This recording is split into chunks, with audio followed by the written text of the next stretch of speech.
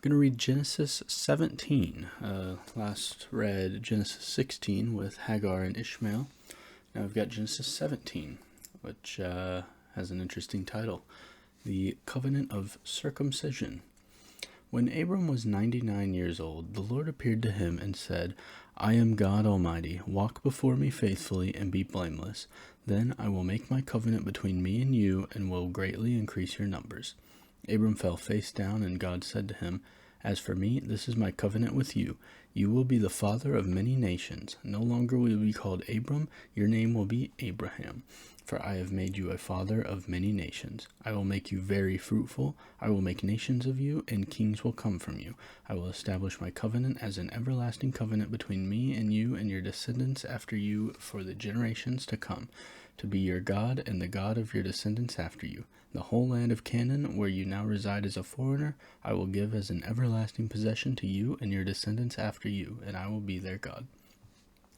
Then God said to Abram, As for you, you must keep my covenant, you and your descendants after you, for the generations to come.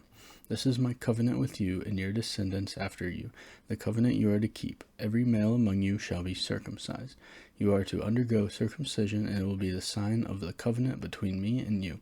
For the generations to come, every male among you who is 8 days old must be circumcised, including those born in your household or bought with money from a foreigner, those who are not your offspring. Whether born in your household or bought with your money, they must be circumcised.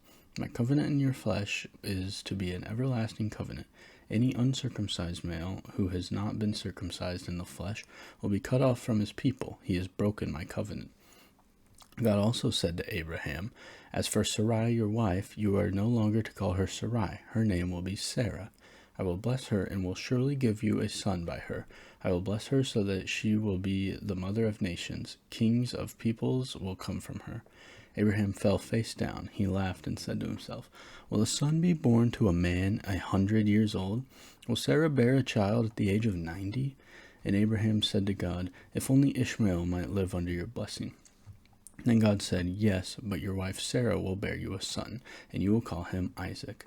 I will establish my covenant with him as an everlasting covenant for his descendants after him. And as for Ishmael, I have heard you. I will surely bless him. I will make him fruitful and will greatly increase his numbers. He will be the father of 12 rulers, and I will make him into a great nation. But my covenant I will establish with Isaac, whom Sarah will bear to you by this time next year. When he had finished speaking with Abraham, God went up from him. On that very day, Abraham took his son Ishmael and all those born in his household or bought with his money, every male in his household, and circumcised them, as God told him.